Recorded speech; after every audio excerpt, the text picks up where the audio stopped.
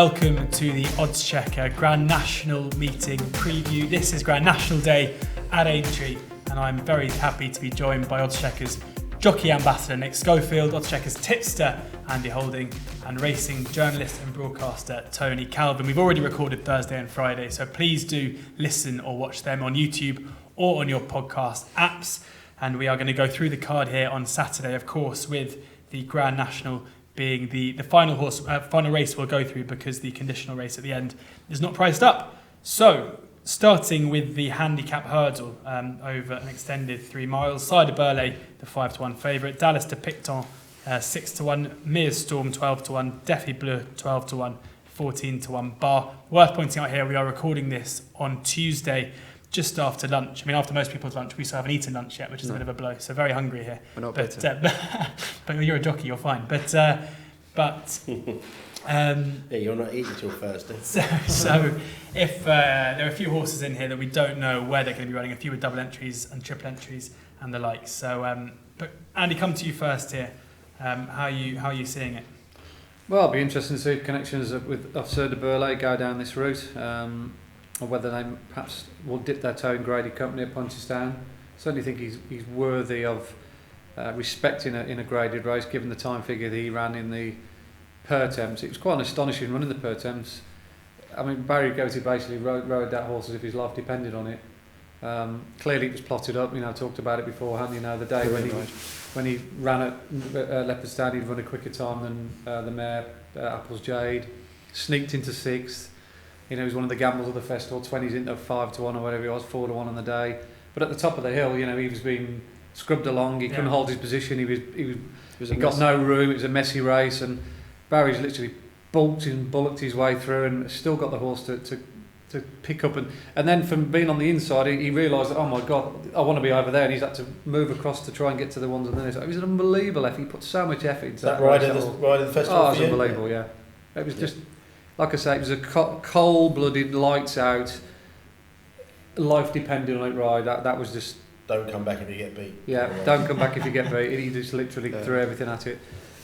So whether he's that ill, he'll have that still in his legs, I don't know. I wouldn't necessarily think that this would be his bag, running a handicap off top weight here. I think they should wait and run him in the... What could be fairly easier pickings over in Ireland. Where's the 3 milers? You're not. Faheen probably won't go there. Having run at Aintree, Paisley Park we know might not be there. It could be a very soft race, that Grade 1 in Punchestown, and he'd be a big player in that with another few weeks off.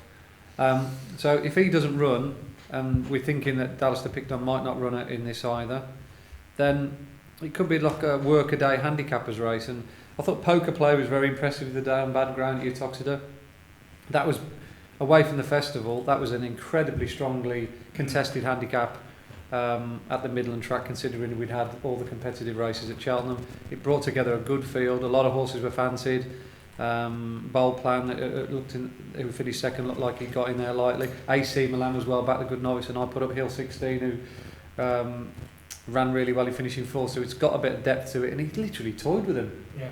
But the key to him apparently is really bad ground, like Popper. It can't get any worse for him.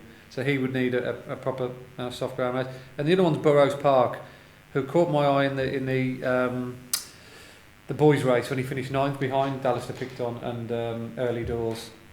And he went to Kelsey the other day and absolutely dotted up.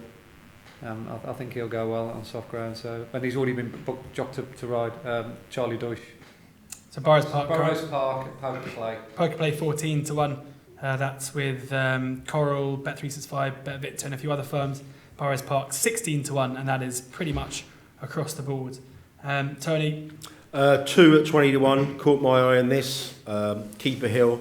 I thought he ran as well as you could be expected behind Paisley Park.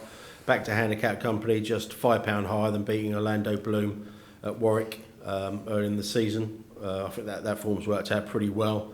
So I think he's well handicapped. He will want the ground. He has won on soft ground, but he probably wouldn't want the ground to dry out a bit, which it's forecast to do. So I thought Keeper Hill back to Handicap Company at 20s is a fair bet. And the other one, again, I don't think there's as much in hand of the handicapper, but I think he's very solid. The clock is ticking. Good 6 at Cheltenham. He's got some course form as well. He's jocked up, so he looks like he's going to run at this point. Those were the two at the prices at the moment, but it's a kind of race where, again, you probably want to wait until you know what the ground is, what the pace is, what the opposition is. And probably the place terms as well, you're guessing, on the day. Yeah, so apart from everything you need to know before you back the horse. Yeah.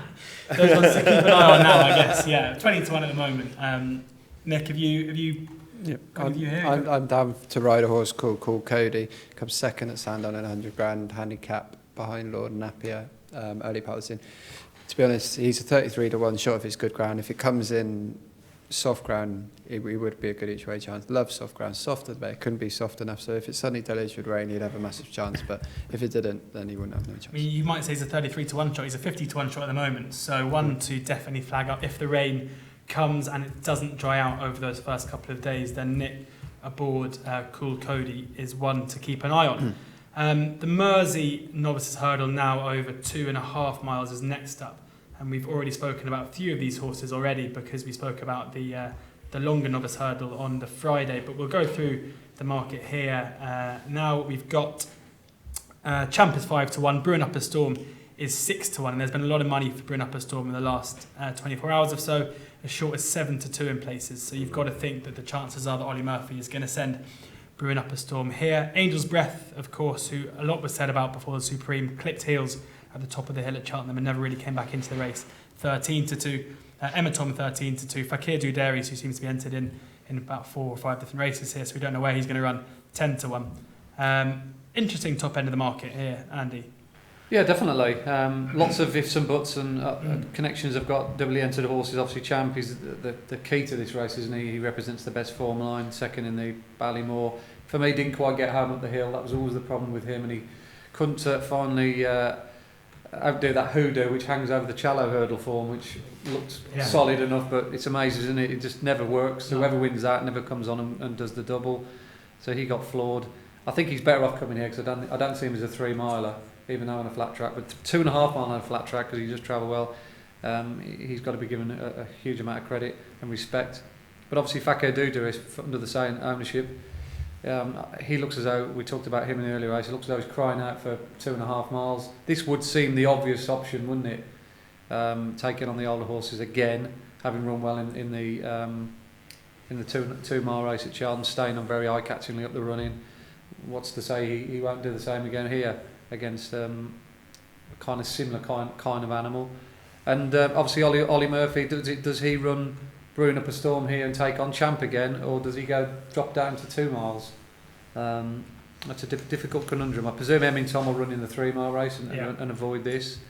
Looks like connections of Angel's Breath are going to roll the dice with him here. And that step up and chips, obvious.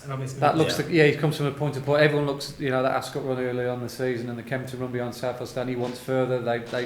They decided to run him along with Al Dancer in their first race. That ultimately backfired. So this race is a real ifs and buts swab. But if you said to me, well, what would you back now? And I could guarantee it running, it would be Fakir Duduris.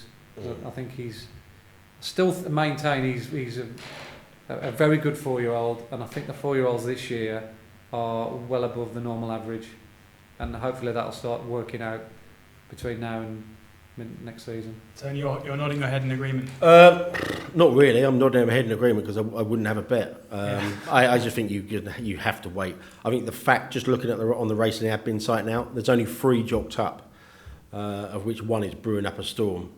If you ask me, if I had to have a bet in the race now, probably be Brewing Up a Storm because I think he's going to go for the race. But if any one of a number of 5 or 6 of these turned up, you can give a good chance. And there's just too many double and triple entries.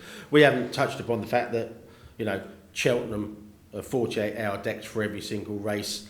Obviously they brought in the new rule this year about you can't be, once you're confirmed for one race, you can't be another. A few professionals and were grumbling about that. But the fact is, it worked at Cheltenham, didn't it? And maybe that's something that Aintree will need to address as well. I don't know what the feeling is about how it worked at Cheltenham. About you can't confirm for one race, Nick. Did that go down well, or did some owners and trainers not particularly like that fact? I suppose your Willie Mullinses, and I think it's very difficult. I'm speaking to a lot of owners. They bring their horses over and say it gets a stone bruise, the blacksmith can get it sorted, and you might declare. There can be real response. I can see why the BHA are doing it to help punters, but I can also see the owners. It costs a lot of money to bring the horse. I was purely viewing it as I can see there's no downside for punters really, but obviously if you're a trainer or an owner, you want that flexibility, don't you? And if, like, say, Kalashnikov fell unseated on the first day, and it could have, at the first second, horses whip round at the start. Exactly, yeah. There's a lot of, but you can see both sides of it, and whether they'll change it for next year, I'm not sure. It's frustrating for this podcast, though. That's what we can say. Okay. We'd like to know where everything was going. Yeah, we want 5-day entries next year. Exactly. We can do this justice. Yeah, exactly. I think if you put the entry fee up, that would stop a lot. Because if it was a real extortion, you'd only enter if you're pretty sure. But I suppose in this day and age, owners are quite rich, so it would be. Yeah. Nick, anything to add on this one here? We touched that. I like Imbrigado. What race he goes in, don't know. I quite like Paul's horse.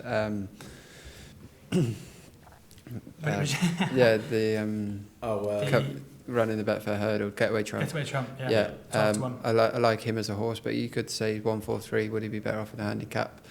If he is going to be a grade 1 horse, he should be winning off 143. You'd like to think, but you're one for Rosie's in here as well. One for Rosie, exactly. We're only on Tuesday, so it's very hard to guess what's going to go. So knowing that Ollie Murphy's is going, you'd have to go with that at the moment. Yeah. So moving on now to the Novices chase here, run over just shy of 2 miles. Us and Them for Joseph O'Brien is the favourite. Clondall Castle next up. Layla, who of course was pulled up in the Arkle, Ornua, who fell in the Arkle, Destrier, Knocknow. So it looks like another pretty trappy affair here, Tony. Yeah, it's not helped by the fact of it's a 1 week. Grade 1 of the highest rated horse in the 151. He got reopened on Monday. Only nine runners. Some of them towards the top of the market are, probably going to maybe run elsewhere. Well, maybe they were going to run elsewhere, so they saw the numbers in here. The likes of Us and Them have got a potential engagement on Thursday. Same applies to Clondall Castle and Braylon Dar, and it's again until you know what's going to turn up. It's not a race I would have a massive opinion about. Not going to lose. If it gets a long contested lead, that could be interesting. But you've got Ornua in here. That obviously that went forward before falling in the Arkle. Maybe Ornua if you ask me for a selection now. But in the absence of like the likely running plans, etc., I'll be happy to let others take the reins here. Andy. Yeah, I think Ornua is going to be very dangerous around here, as Tony's already alluded to. He was on my radar as a sneaky one for the Arkle, but because I've got other vested interests in Glenfor, so I was prepared to let him run. He was doing what he normally does at the time when he fell, uncharacteristically as well. He normally is a very sure-footed jumper, but he arguably brings the best form to the table, courtesy of his run in the Henry VIII when he was second to... at the time, well, afterwards anyway, the Arkle favourite, Dynamite Dollars. Yeah. And that also proved that he got more than one string to his bow on the ground. He normally looked a good ground horse, but he proved that day that he can handle really testing conditions, so he's quite flexible either way. And he could take some catching around a track like this. It really does play to the strengths of a strong front runner. He might have a bit of competition for the lead if Clondall Castle, Destrier in there, not Novices, because they also go off fairly quick, but if they try and take on Ornua, they're also going too quick themselves. So it'll be an interesting tactical battle. I think it'll be a fairly small field. As I said, we've just 9 at the moment, I think. Yeah, I think even the 9 might be under threat with other engagements. So without knowing the betting and without seeing what the bookmakers are doing and the shape of the race, pace-wise, that's going to be vitally important there. It's easier to formulate an opinion once you've seen the prices. Yeah.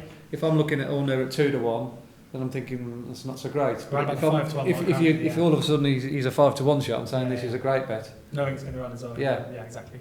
Nick, anything to add? I personally think it's the weakest grade 1, of the week. The horse Ornua was running at Newton Abbot in July. I remember getting beaten by Cape in July, and he's going favourite off for grade 1. Layla was bitterly disappointed in the last day at Cheltenham. Seeing him school in the week, he looks a lot better, but does come to himself in the spring. Always comes to himself at Aintree. Good record at Aintree, so it would be hard to write off Layla. But at 7-2 late, it's impossible to back that price exactly. Isn't it?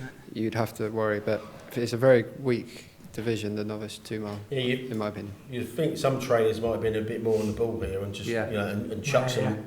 Looked at those decks and just thought I'm going to chance my arm here, because like I said, the top rated 151. I mean, you get plenty of 2 mile handicappers that will beat that rating. Yeah, I'm surprised Mingley Khan hasn't come here. I mean, he looks as though he's got more on his plate in that 2.5 miles than he has in this. There's a few in that race really that could have been 60k to the winner as well. Yeah, not too bad. 200 quid for ninth by the looks of it. Pocket money for you, Nick, isn't it? On to the stayers now. We've got Apples Jade at 2-1. Sam Spinner after that massive run at Cheltenham, second favourite at 4-1. A bit of money for him as well. If the cap fits, 6-1. Super Sunday, who we've already spoken about, Andy, in the Thursday podcast, 8-1. Roxana, the Mares, the fortuitous, it's fair to say, Mares hurdle winner at 8-1, 12-1 bar. Apples Jade here, the sure to be a pretty popular favourite, but a few in the field that could surely upset the party. I think if you're a bookmaker, you want to be puffing your chest out here and saying, if you want to back Apples Jade at 7-4, 2-1, happy days. Yeah. I think if ever a horse is vulnerable here, then it has to be her. There's clearly an issue with her at some stage of the season. She just all of a sudden just goes, and that's with the mare. Straight away, and you can tell she jumped to her right at the second in front of the stands, and she's almost looking as though she's cocking a jaw. Whether it was just Cheltenham, and that's the second time in 2 years now she hasn't performed it to her very best. Women aren't as consistent as men. So, well, we're going to have to cut that, I think. You might lose some of your followers there, I think. So she could easily bounce back, I mean, she's done. Just to say, Nick's views do not represent those of Odds. Definitely not. But it was interesting that when she got sexist pig. When she got beat at Cheltenham last year, she went to Aintree. Went to Punchestown and got beat again by Benny de Dieu. So the history tells you that when she's showing that she's not quite at her best, she tends to sort of stick to that theme. So I'd want to take her on here.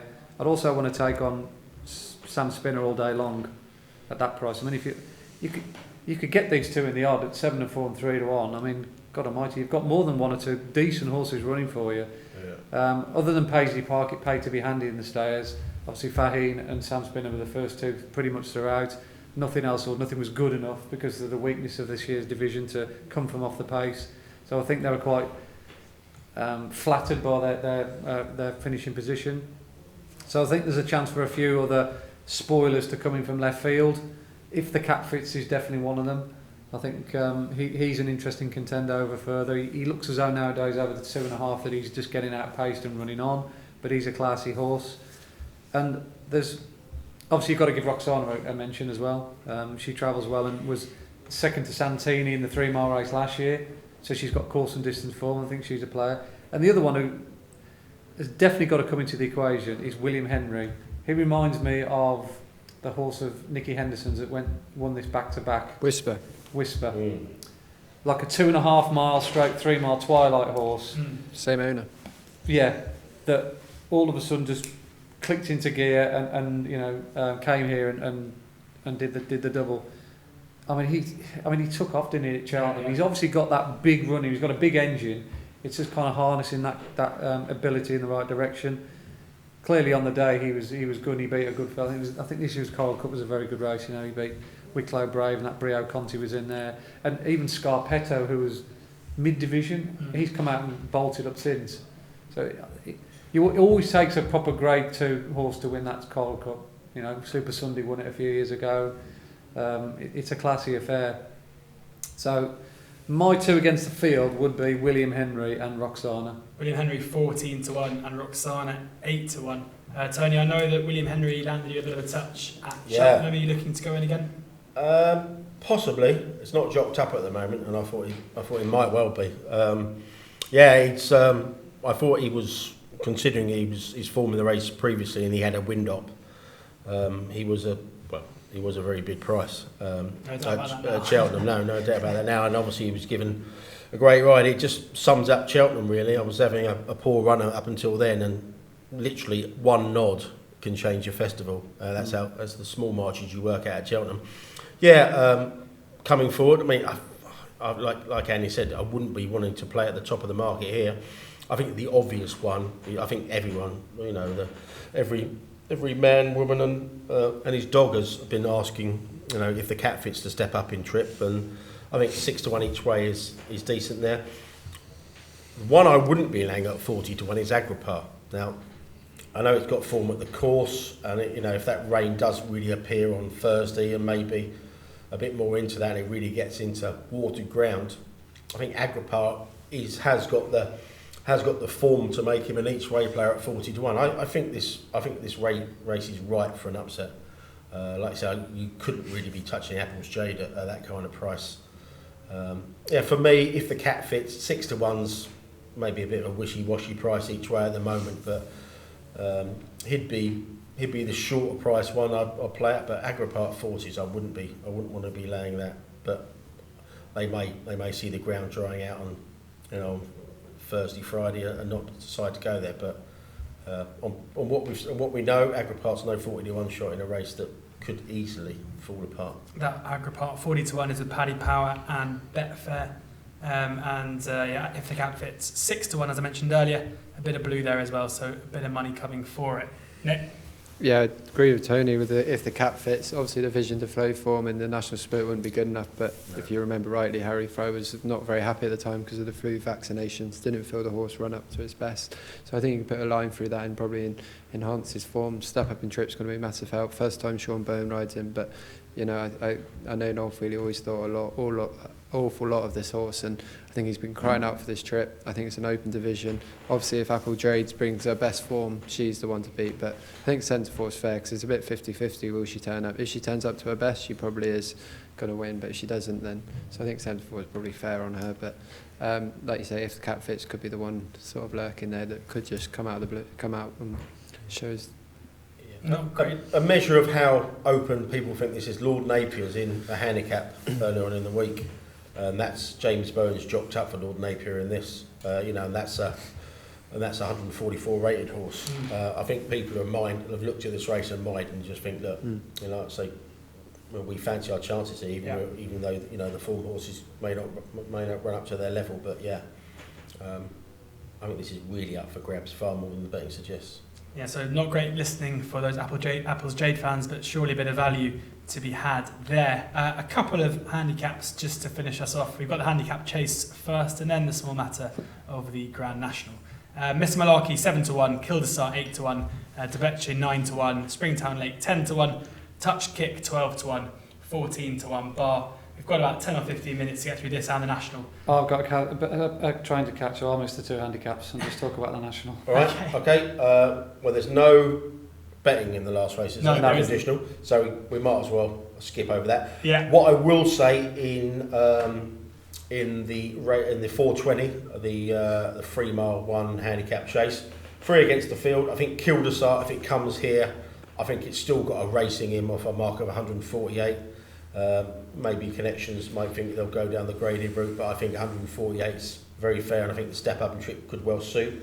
2 that interest me at a bigger price, Henryville, showed a little bit more last time. It's got, form is actually thrown in on the form it's shown for Harry Fry. So I think Henryville at 20-1 plus, I think that's interesting off that mark. Obviously showing a lot more at Fakenham last time. And the other one that caught my eye, even though the stable is a little bit out of form, Federici is half interesting. Ran no kind of race when I backed him in the Sky Bet last time, but has had a break since, and if the ground isn't too bad, maybe Federici. But I think if they run Kildesart here, even though it'll be towards the top of the market, I think he could outclass these. So Kildesart 8-1, as I mentioned, that's with Hills and a few other firms, as short as 5-1 with Ladbrokes as well. And then 25-1 Federici, and also the other one you mentioned as well, Henryville. Nick, have you got a ride here or anything? Any horses you know well, or you want to flag up? No, there's nothing that stands out for me. Again, a lot of them are entered elsewhere. I think because we're only on Tuesday, it's going to be very difficult. Big open handicap. There's a few nice horses in there, dropping, Mr. Malarkey, etc.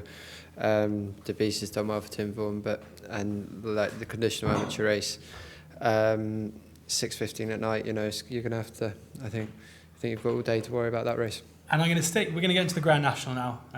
The last thing we'll talk about on this podcast and this video.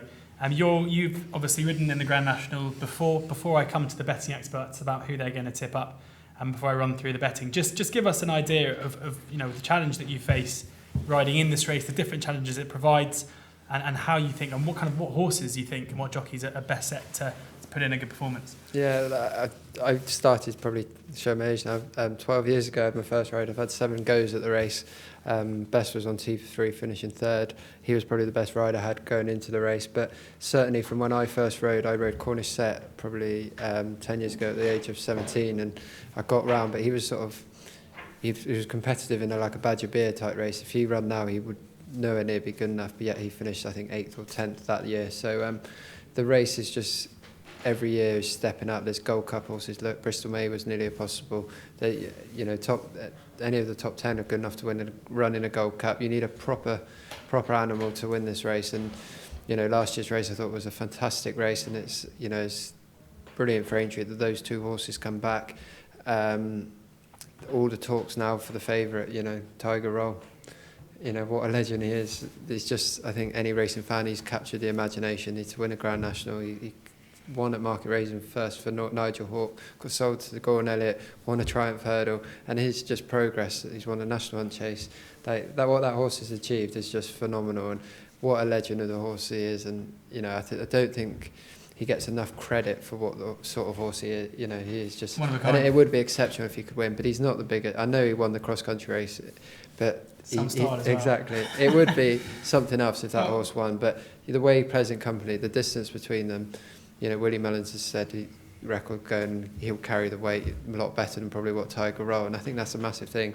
If he has a good clear round, I think Present Company has to, at the prices on the distant last year, you have to put a bit of, I'm not a betting man, but he's 20 to 1, and Tiger Roll's near enough 4 to 1 favourite, and there was only sort of inches between them last year, and Present Company has obviously this has been his race all year, and for me, just going on that line of form, the conditions will be quite similar this year. Then, Pleasant Company at 20 to 1, I think is a fair bet. Well, I'll run through the betting quickly. Tiger Roll, 4 to 1 best price currently, 7 to 2 in most places, and I think most people may be put off by that price. But worth noting that last year Tiger Roll did go off 10 to 1 for this race, and obviously a couple of boxes ticked since then.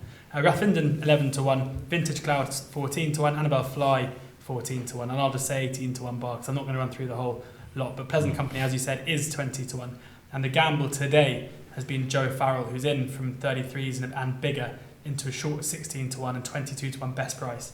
Guys, there's a lot written about trends and the like and all of this stuff and how to pick the Grand National. I just want you guys just to flag up a couple of runners that you think present a bit of value. First off, I think Tiger Roll, I haven't got any issue with his price. I think he's 9 to 2 on Betfair. I think it's given his profile. The handicap will give him £8 more on the back of that ridiculously impressive cross-country win. So I don't have any issue with his price as such. I think you'll get a bigger price and enhanced place terms on Friday. So maybe hold fire there. The one I like, I backed it yesterday at 28s and 25s, is Para Now. It's in fact the best handicapped horse in the race officially. The UK handicapper will give him an extra £10 for his easy Leinster national win last time, his second win in that race. He hasn't got any form over more than 3 miles. He took a bad fall when he was favourite for the Irish National last year.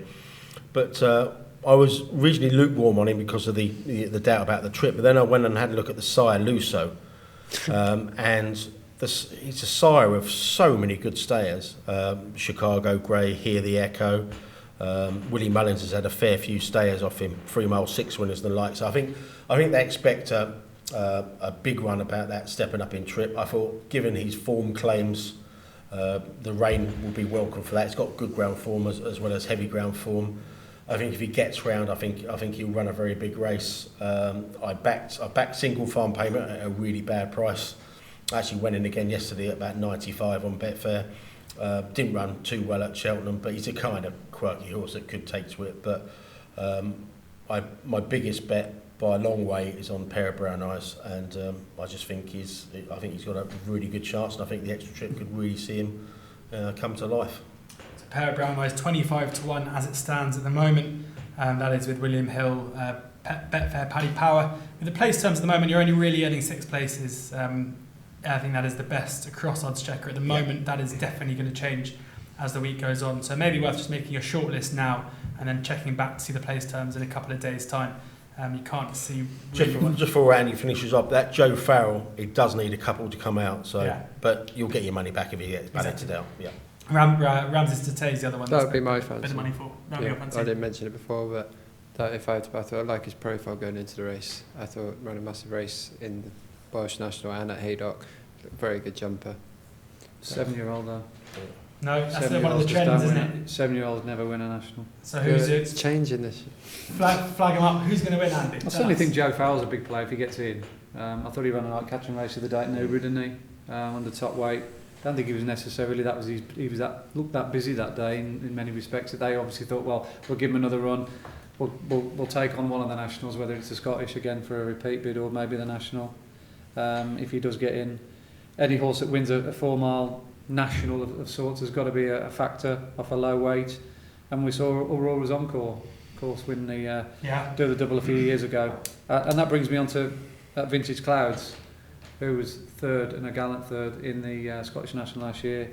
He ran really well at Cheltenham. Still not convinced Cheltenham's his track. I don't think he really wants that sort of tight old course. But on decent ground, I think this is the key to this fella nowadays. On decent, no worse than good to soft. He's a fair operator. He jumps what I would consider conservatively. In other words, he doesn't throw himself at the fence. He's not exuberant, but he gets over fairly efficiently. I think he's the kind of horse that will take to it. And if he does, and I think stamina, will certainly be in abundance for him. I'd be surprised if he got round and he wasn't at least there, crossing the Melling Road.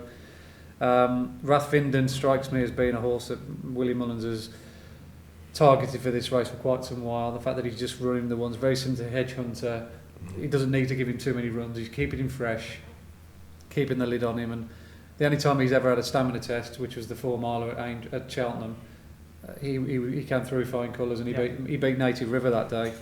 I think he's a talent. And Walking the Mill, nobody's really talked about him, but at least he's got some form around the track this year. He won the Beecher. He's been given the old Irish campaign since. Get your handicap chase mark off to mark 144, then don't blow it by winning another one, and run him in 2 novice hurdles. So he's just kept the pot ticking along. Ran 32 days ago, so he's still keeping his mind interested in the game. But he's always struck me as a horse that might win a big race at a decent price.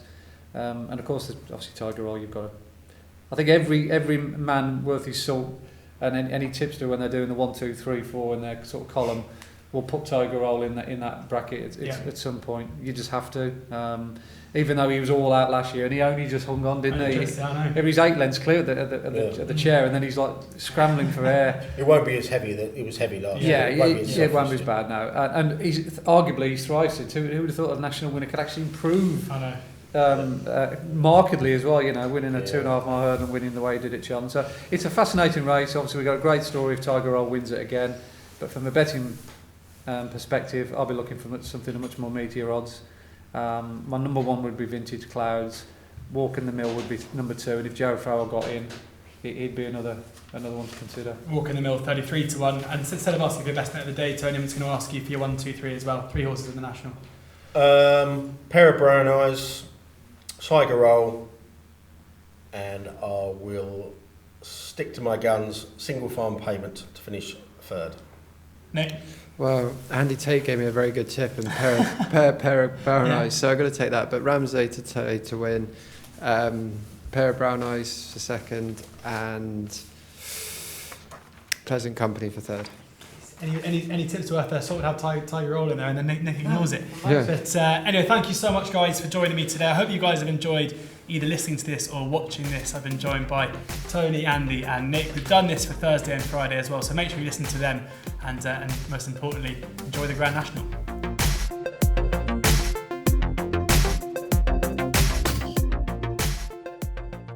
Don't be a fool. Bet with Odds Checker for the Grand National.